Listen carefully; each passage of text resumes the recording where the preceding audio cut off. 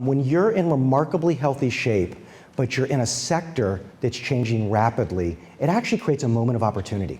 Or stated a little bit differently, this is probably the most disruptive moment for higher education since the end of World War II.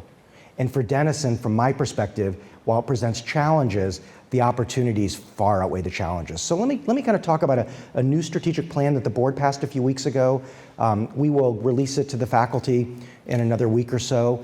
We spent about 18 months working with the faculty to kind of develop it, and then we'll kind of talk more about this with alumni in the fall. But we're really focused on 3 areas. The first is, as I would hope you would expect, we're just going to do a lot of things to try to deepen the student experience at Denison. And I won't talk about all of the things we're going to do, but let me mention a few highlights. The first is we're going to expand the curriculum. We're going to stay deeply rooted in the liberal arts, but we're going to try to develop some new liberal arts academic majors that allow students to explore some of the issues they're interested in and some of the things that we think are going to be really important for the professions moving forward. So the first major that our faculty are, and I want to be really careful here, the faculty own the curriculums. These are ideas that the faculty are talking about, but things that I'm fairly confident will happen in the next year or so. We have a group of faculty who are developing an idea for a new major in global commerce. It would be a really interesting interdisciplinary, liberally arts-rooted way for students who are interested in the world of business to explore the world of markets, to explore how businesses operate over time, and to be really uniquely prepared to lead businesses cross-culturally and in an ethical and transparent way. Really excited about it. From my perspective, undergraduate business majors, while they're growing, tend to produce students who aren't particularly happy with their majors, and the data I'm seeing doesn't seem to suggest they're doing any better than anybody else when they graduate. So this would be our answer of doing something that would be deeply rooted in the liberal arts and kind of exciting. I see Nestor right here. We're looking at a new major in neurosciences. Denison's remarkably strong across the sciences, and the sciences are really moving in an interdisciplinary way. And the neurosciences are probably where a lot of the action is going to be moving forward. We have a concentration right now that hopefully will move to a major in the next couple of years. We have a group of faculty in computer science, math, political science, and economics who are thinking about a new major in data sciences for students who want to work with analytics and big data. So just a lot of really interesting work going on among our faculty. And let me just kind of put a footnote on this. I asked the faculty last August to think about new academic majors that were rooted in the liberal arts, but that would really appeal to the kinds of things that young people now are interested in and that they're going to have to be prepared to deal with when they graduate. All my friends who are college presidents said, your faculty aren't going to propose new majors. In fact, all they're going to do is gripe that you're forcing them to change. Our faculty, within 3 months, proposed 18 new majors. It tells you something about their talents, it tells you something about their commitment to the institution, and it tells you about their love and passion for our students. The second is we're going to globalize the curriculum. So as of about a month ago, we now have sister colleges in 14 countries around the world. An all-women's college in Saudi Arabia, a really interesting college in Ghana, started by a former Microsoft executive that's trying to populate Africa with a new generation of leaders who are non-corrupt. Really interesting college right outside Accra. A college in Japan, a college in China, a college in Mexico. With these new sister colleges, we're just going to, about 50% of our students will spend a semester abroad, and that's great. All the top colleges are doing that. But what we want to do is infuse the global throughout the entire experience. So I'll give you an example. We're starting to link classes. So we had an econ class this spring that was linked with our sister college in Switzerland. So 2 econ classes. The students were doing a joint project using Google Hangouts on Middle Eastern politics. Because we're diverse and they're diverse, you literally had a group of students, 8 of them, students born in the United States, Switzerland, Brazil, and Jordan, co-located in 2 different countries, jointly sharing data, jointly talking, framing questions, and jointly coming up with a presentation. What I love about that is not only is it global, but anybody who works for a large organization knows in today's world, you may be placed on a team at your place of work, working with people who work at another unit who you may never actually meet face to face. So we're just doing a lot to globalize the curriculum. We are heavily, heavily, heavily focused on the arts. Denison has, when I arrived, I knew that we had one of the best Division III athletic programs in the country. I'd always admired our athletic program from afar. And what I always admired about it was not that Denison won so many games, but the coaches had such amazing reputations across the liberal arts as incredible mentors. What I didn't realize when I arrived at Denison was how strong Denison's historically been in the arts. Long tradition, long tradition of strength in theater, going all the way back to Hal Holbrook, Michael Eisner, Jen Gardner, Steve Carell. But we have about 50 alums working in and around Broadway. We have a whole group of alums, network, working in Hollywood. We have one of the few cinema programs in the liberal arts that isn't about watching films, but actually making films. We do a film festival here in the spring, where students actually present the films they've made during the academic year. An incredible music program. I mean, just incredible. We have 69 performances that students do every spring as senior recitals. We have upwards of 45 ensembles on campus now. We're one of 5 colleges in the country where students can major in bluegrass. When our students play in Swayze Chapel, we get 1,000 people who show up to watch them play.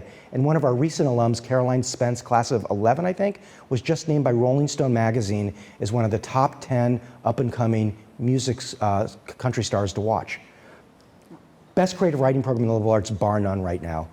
Just our faculty are amazing. They're poets, they're creative writers, they're short story writers. So we have huge strengths in the arts. About 48% of the students who are looking at Denison right now are going to make their final college decision partially based upon an interest in the arts. It's an interesting generation of young people. They tend to be biochemists, but they also love the theater. Or they're football players who actually strum a fiddle on the side. It's just an interesting generation. So we're going to invest in the arts. We're going to pull it together. We're hopefully going to build a new performing arts building. But what we're really going to do is connect to Columbus. One of Denison's great strategic advantages is we're one of the few national liberal arts colleges that isn't located out in the middle of nowhere. We are in this beautiful, idyllic campus, but we are also 20 minutes from the 15th largest city in the country, a city that was just ranked number 7th in the country based on good statistical research as the best place for recent college grads. 3rd fastest growing tech sector, largest entrepreneurial makerspace in the country. So we're going to connect to Columbus. We have 40 music professors right now working with our students. 7 of them work for us full time. The rest are in Columbus. They work for the symphony, do other kinds of things. And then we're working on a whole lot of issues that relate to campus culture. 1 out of every 3 Denison students is a student of color, multicultural background. 1 out of every 5 is the first one in their family to ever go to college. We have about 50% of our students from the Midwest, but they're equally split between suburban, inner city urban, and really wonderful students from rural parts of the Midwest. Those are very different populations. About a quarter from New England, about a quarter from the West Coast, and then a smattering from other places, 10% international. I know those numbers don't add up. I'm a sociologist, not a mathematician. So qualitatively, right? But here's what's interesting. So we have a generation of people coming to a campus that's become really, this campus is marked by difference. There's huge political differences and religious differences among our students. And this is a generation that struggles to really work across difference. So we're trying to think about how does the campus become a design studio for students to learn to work effectively with not only people who are different, but guess what? In life, sometimes you have to live next door to and work with people you don't like. Welcome to life. College campus is a good place to learn those skills. So we're moving back towards a model of self-governance where we're giving students a lot more authority and opportunity to make day-to-day decisions and to learn to build healthy communities. So we're doing a lot around social innovation, civic education, issues of difference and diversity, and also issues of wellness. And what does it mean to live a life marked by habits of wellness? So that's kind of lots of things we're doing around the student experience. 2 other quick things, and then I'll be quiet. Heavy focus. Probably our biggest strategic priority is on career exploration. I want Denison to put its flag in the ground and be the very, very best college in the country at helping students transition from the liberal arts into the professions. We've developed a new program that we're going to call Denison Plus. We have a new director, Richard Berman. He's one of the gurus of his field, left a great job at Oberlin because he's got 7 years left in his career, and he wanted to spend it at Denison for 2 reasons. 1, he believes that we're the only top liberal arts college that's really serious about doing this differently. And the second is his son went here. And he wanted to be surrounded by the kinds of kids his son was friends with. So Denison Plus will do a lot of different things, but the centerpiece will be using the 40% of the year that students are not in classes for pre-professional training. So keep the 60% they're here and focus on the liberal arts. Look, if you can graduate from college and you can write, work with people who are different from you, and have a good work ethic, you just separated yourself from 99.9% of the people on the job market. But let's take the other 40% of the year and do pre-professional stuff. So May and January, remember the old Jan term? We're going to start running pre-professional seminars using online blended learning format to help students learn some skills. So we just piloted our first one. It's called Business Communications. And it's an online blended learning seminar that helps students learn to take a 30-page paper and write it in a sentence or a paragraph or an email. We're going to roll out about a dozen of these. We're going to focus heavily on summer internships. Starting next summer, we will have 200 fully funded summer opportunities for students to explore different professional pathways.